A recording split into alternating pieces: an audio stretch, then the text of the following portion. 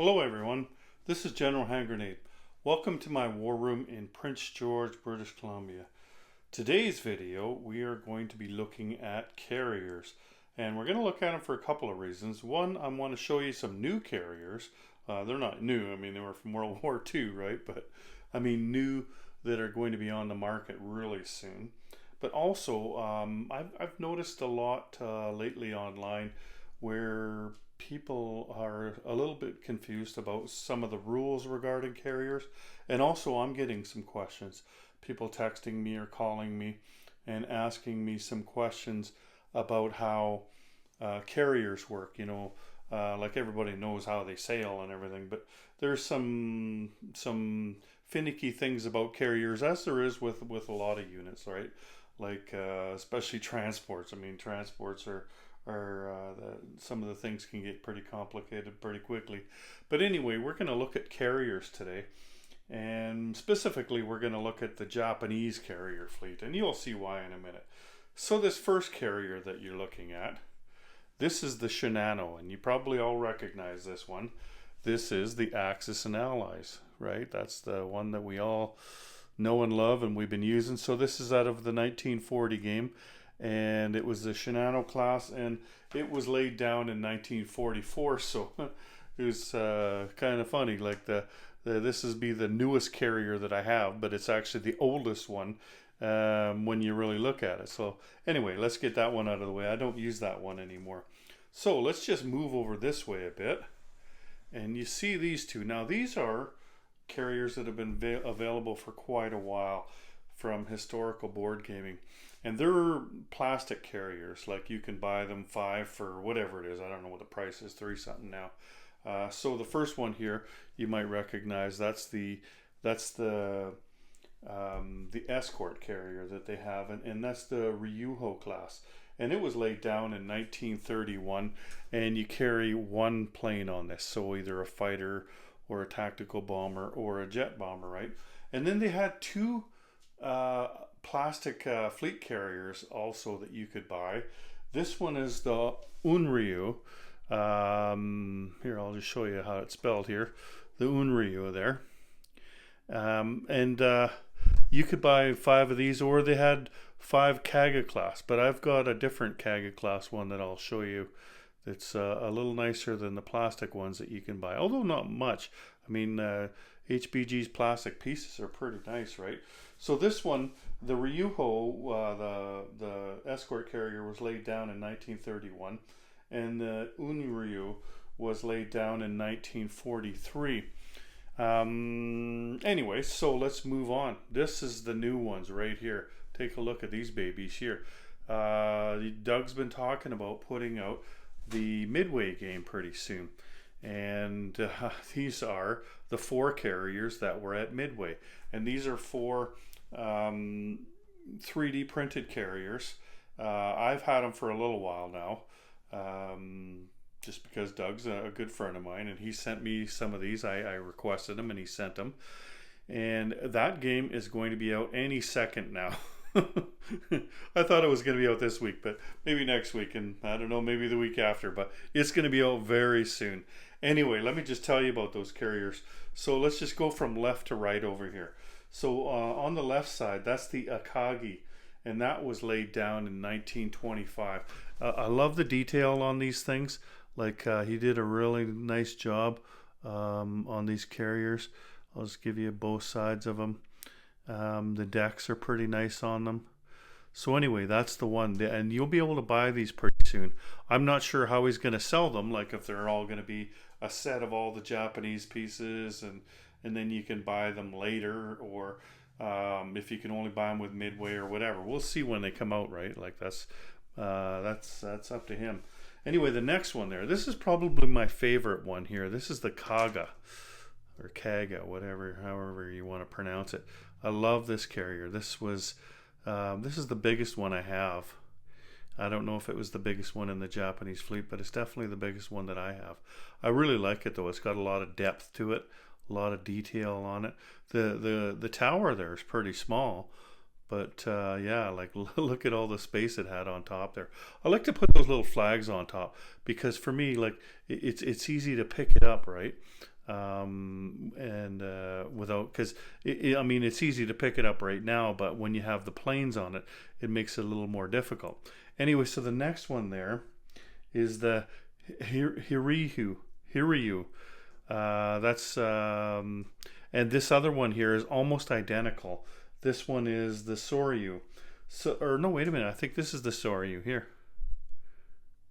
Yeah, this one here is the Soryu, and this one here is the Hiryu. So Soryu and Hiryu. Sorry about that. But they were sister ships, so they were almost identical to each other. But yeah, I took a look at them because I thought that I had the same one, and when I put the magnet on there, I kind of covered up the name. So I thought that they were the same, but they're not. Anyway, these are the 4 carriers from Midway that Japan attacked Midway with, and really, really nice carriers. So when they come out, I'm sure a lot of you guys are going to want to pick these up. Beautiful, beautiful carriers. Anyway, then the last one, it originally came out, it's been out for a few years. It originally came out with the America set, and it's the Taiho. I think they call it Taiho Kai on the site there, but anyway, that's a 1943 carrier, and I use it. You can see the red markings on it there because it's a little large. I use it as my heavy carrier. It's got a really large tower on it. This is probably the largest tower out of all the Japanese carriers that I have. You can see how big that is there. Compared to the other ones are just tiny, right? Anyway, I use that as my heavy carrier. So anyway, that's the carriers that I have, and I've got more, but I mean they're just copies of these, right? Like I've got a bunch of these, which is good because I think Japan had 4 of these Unryu carriers that they had built and were using in the war. Anyway. So I'm sure you know this, but let's just go through it quickly since we're doing a video on carriers. So the escort carrier can have 1 plane on it, right? And I've got the magnets on them so they stick, right? So they can have 1 plane on them. Now all the other carriers, the fleet carriers, can have 2 fighters on them. So put 2 fighters on, or they can have 2 tactical bombers on them, or they can have a fighter and a tactical bomber, or if you've got the heavy carrier, you can have 3 planes on them. But also with all of these carriers, you could substitute any one of those planes for jet fighters if you've developed that technology in the game, right? So you could have 3 jet fighters, or you could have 1 jet fighter and 2 tactical bombers, or you could have 1 of each, 1 fighter, 1 jet fighter, 1 tactical bomber, whatever. Like all 3 of these different types of planes are interchangeable. And basically what it is you can have 1 on an escort carrier, 2 on a fleet carrier, and 3 on a heavy carrier. So that's how you load them up. If you're wondering why my board looks so different, it's because I'm using the World War I board. We're working out some of the rules for World War I here. The game is almost done. We're just tweaking some things. Anyway, just to let you know, that's why I don't want to take all my pieces off just to make this short little video and then have to put them all back on again. I can do this on the World War I map, although it's a little unfair for the American carriers to be fighting World War I Navy from the United States, but they're just going to have to get over that. Anyway, so let's take a look at some of the things that I've seen people asking about or whatever on the internet. Now, one of the things is Maritime Air Patrol. So Maritime Air Patrol it's a combat move. That's one of the things that you need to understand about that. Some people were talking there about, you know, if their carrier gets damaged, then they could pretend that their planes are on maritime air patrol and fly them away one space. Well, that's not true. I mean, it actually ends up being pretty much the same thing, because you can fly one space with them, but it's not maritime. You can't put them on maritime air patrol. That is actually something that you have to do on your combat move, whereas that wouldn't be something that happens when your carrier is getting damaged. That's either on your combat phase or somebody else's combat phase. So there's no way that, you know, if this carrier here got damaged, that you could just take these planes and then all of a sudden put them on maritime air patrol right there. Yeah, it just isn't possible. So you wouldn't go there and then, okay, you know what, I'm just going to put these on maritime air patrol because you can't land a plane on a damaged carrier. That's not allowed in the rules either. So the rule is that you have to, if your carrier gets damaged and your fighters are in the air, which they would be if there was combat happening in that zone, then you can fly one space when combat is done. Like once all the combat's done, and either it's you that have ended the combat or it's your opponent, it could be their turn that this happens on, then you have to do something with your planes. Now you can only fly them one space. So like here's a carrier over here. So you could decide which one of these to keep, because you've only got one landing space here. And let's say you pick the tactical bomber, the tactical bomber, then you could land him there, and then this guy here would be sunk, right? Like he would basically sink into the ocean. On the other hand, if it happened, let's just move over here. Let's say it happened, you were in this in this sea zone, and Japan has a couple of islands here, right? So let's just put this here. So your two planes or your carrier got damaged here, and then you had to land these. You could land them on an island because from the sea zone to an island is a movement of one, or from the sea zone again, you could fly them over to another carrier. That carrier could also be in the same zone as you. You know, I can't. So that there you go. Like you could land them like that, and that's one thing to consider too.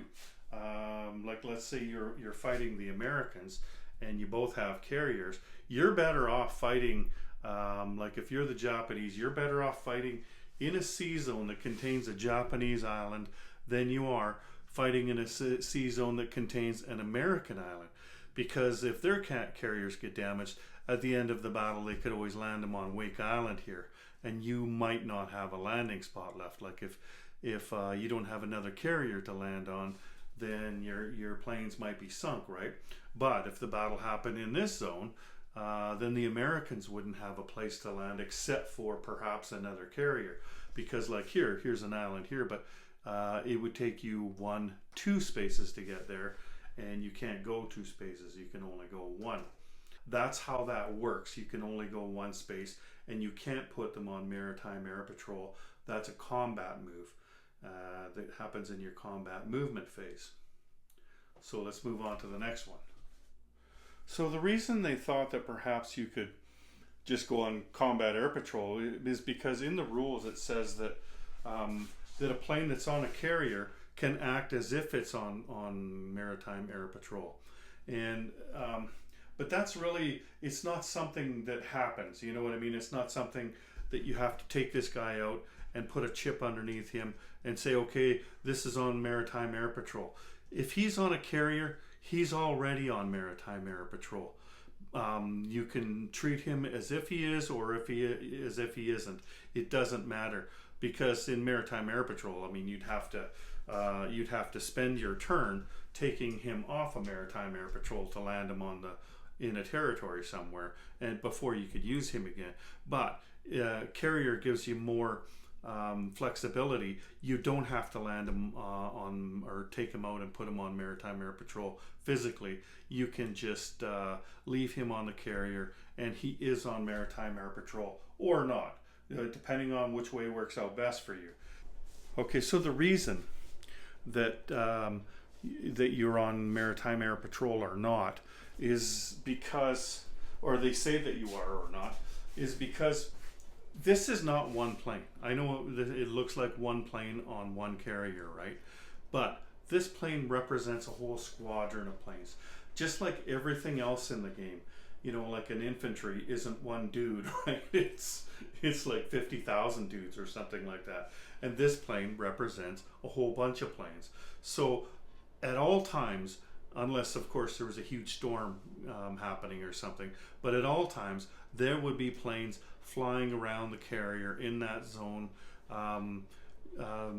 like making sure that there was no subs or any kind of boats, because you got to remember, this is thousands of square miles, this space here, and that was why carriers were so good, was because, you know, it wasn't just a guy with binoculars standing on the deck of a battleship looking. Like, you got to remember, this was long before today's, you know, where we've got all these radar and satellites and everything. Like, they didn't have them back then. You had binoculars back then, right? And you had a little bit of sonar and stuff, but I mean, it wasn't that good, right?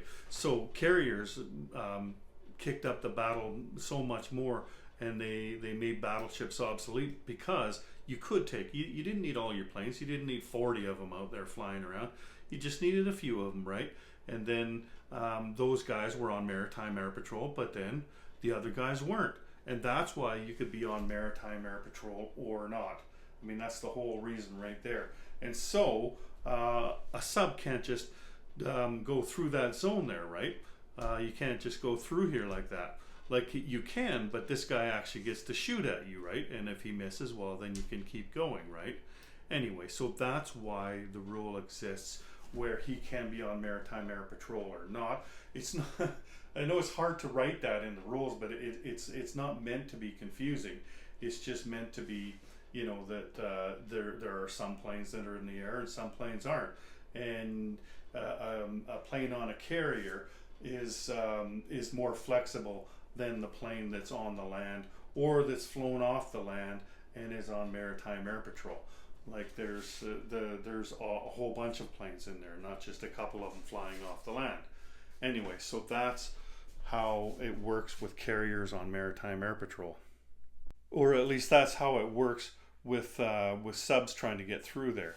Is that you can decide, wait a minute, no, you're not going through there, I've got plane, so you have to get through my plane first. Anyway, the other thing is, when you're on, when it's your attack move, like these guys, it's the Japanese turn there, they can decide to go on Maritime Air Patrol. They've got that sub sitting there. The sub, say, has just convoyed that line. So you can fly one space away, and just like a fighter could fly off the land, you can fly one space. You could do that with your tactical bomber as well, or your jet fighter. You can fly one space, and you can take a shot at that submarine. The other thing you can do is you can move the carrier one space. You could move them both in there, and they could both attack that guy, even though the carrier itself does not have an attack value. You can still move him in there if you want to. And this wouldn't be a very good one right here, because this guy here would get a shot at the carrier, whereas if you just went in with the plane, he wouldn't get a shot at the plane, because subs don't shoot planes, so you wouldn't want to do that. The reason you might want to move the carrier in is probably if you're using a bigger carrier and you had a bunch of units, like destroyers and cruisers and things like that, then you might as well move everybody in there, right? Like, then you could do that. But anyway, what you can't do, like, say over here, if you're over here, you can't move one space and then fly these guys one space. That's not allowed. It's one space in total. So if you're two spaces away from that sub, there's no way that you can hit that sub on Maritime Air Patrol, because he's two spaces away from you. You can't sail two spaces and shoot him. Like, you can go there and you can ask him if he wants to fight, but he can decline it because you're not on Maritime Air Patrol. You would have to be only one space away from him in order to be able to hunt him down. without him being able to decline. Now, when it does come to having your carriers, like let's say this guy didn't have a whole fleet with him, you got to be really careful with that, especially when there's subs in the water, because if this sub comes in, he gets first strike there. There's no destroyers in there, which means that sub gets first strike. And if he hits that carrier, well, there's no landing space for these fighters from here, is there? So you might only lose, or you probably are only going to lose the carrier, damage the carrier, but you're going to lose these fighters at the end of combat, and you will probably take this guy with you, but you've lost fighters for the cost of one submarine, so that's not good. Don't leave your carriers out in open water there. It's not so bad if you leave them, like I showed you over here. When you've got the islands, you're in a territory with islands, or you're next to your homeland, or wherever there's a friendly landing space, that's fine. But one thing that you want to do for sure, if you've got a carrier and you're out in the open waters like this, make sure you have at least one destroyer with him. That way, if this guy comes in here, you've seen that destroyer or that sub, and you can he does not get first strike.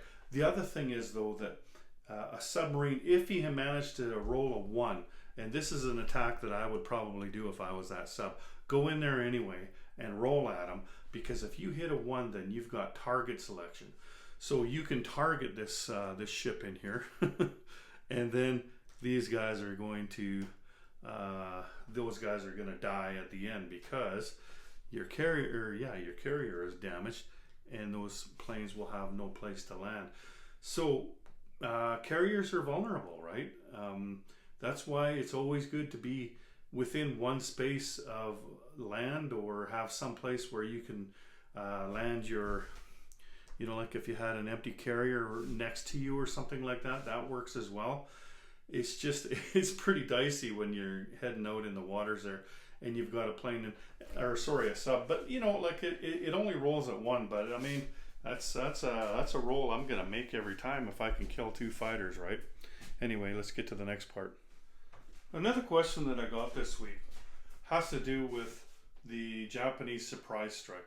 Now, once during the game, the Japanese can go 1 extra space with their ships, and there's a couple of other things that are involved in it. But basically what you can do is you can either attack the Americans or the British in one place, either a land zone or a sea zone. Anyway, so the question was, could the planes stay on the carriers and move further, right? Because a fighter or a tactical bomber or a jet fighter normally only goes 4 spaces, unless of course you had long-range aircraft, right? So a ship that goes 3, that is at a major naval base of some type, could go 4, plus that surprise strike where they could go 1 extra space, their ships, right? So here you go, 1, 2, 3, 4, 5. So he wondered, like if he didn't have long-range aircraft, could he just come all the way across here like this with his carriers and with his other ships that go 3 spaces, right? And attack the Americans like that? And the answer to that is no. That's a solid no. Because, well, think of it this way. You have to fly off the carriers in order to fly into combat, right? Like you can't move across there and then all of a sudden start flying otherwise. I mean, these guys could reach the eastern United States, right? That's just not something that we do in these games. You can't sail your carrier 3 spaces and then fly 4 more spaces after that with your planes. Like it would just break the game. Now, like it's a 6-month turn and you think, well, it should be able to do that. Well, yeah, maybe, like realistically. But I mean, that would just break the game. It would give carriers and fighters way too much range if you did that. So the rules are that you can't do that, right? You can't move your carrier first and then fly your fighter. So just think of it this way. You can fly your fighters into combat and then bring your carriers over and land on it.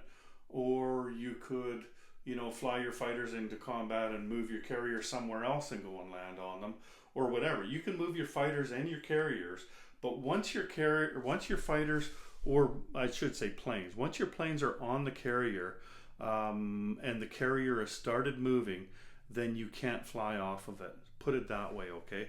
Once your carrier starts to move with a plane on it, then you can't get off there, because there is a way that you can just move a carrier with your planes on it.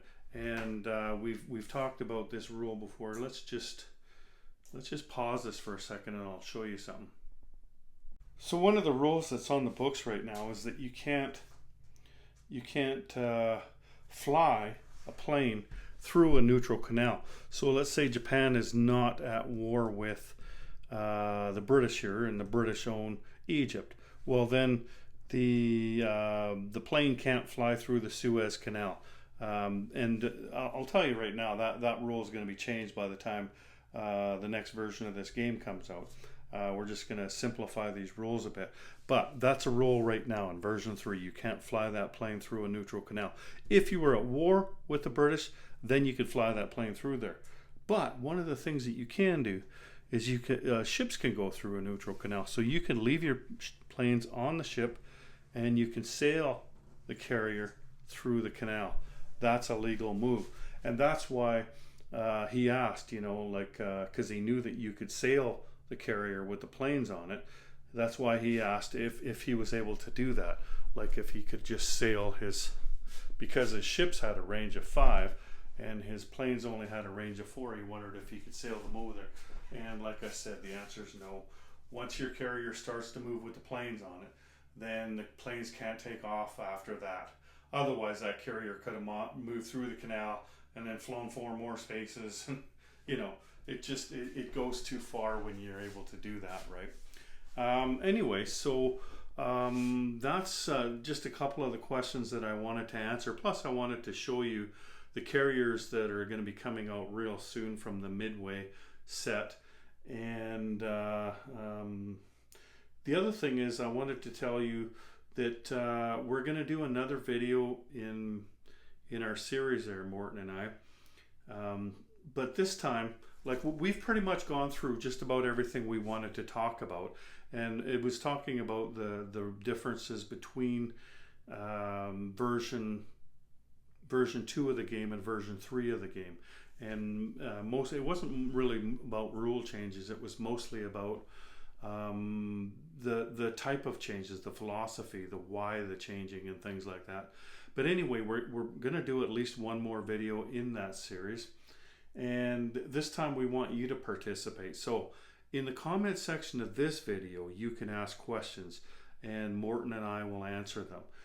Now these don't have to be rule questions. These can be questions about global war, about the philosophy, about how things are done. And I can't promise you that we're going to answer every single question. We're going to answer, I don't know, probably 10 questions or so.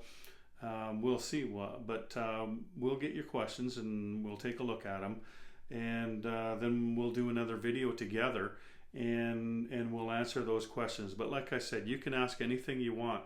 It doesn't have to just simply be a rules question, or it could be a rules question if you really want to know. But we'll pick a bunch of questions. If we only get 10 questions, we'll probably answer them all. But if we get 30 questions, we're not going to spend a whole day on video answering 30 questions. He and I both have things that we have to do. I've got less to do, but he does have a job and stuff, and I'm still off work, and you might wonder why I haven't been online very much lately answering questions and stuff. And I'm just I've been busy trying to take care of my health more than anything. I've got a diagnosis for what's wrong with me, so now I've started treatments, and that's taking up a lot of my time. And also I've been doing a lot of work on this World War I game and stuff, behind the scenes kind of stuff, and so I took a step back as far as answering questions go. But anyway, in the next video, you can ask questions in this video, and in the next video we'll get through to answering some of them. So thanks for joining me on this video on carriers, and that's all I got for you today. So take care, everyone. General Hand Grenade out.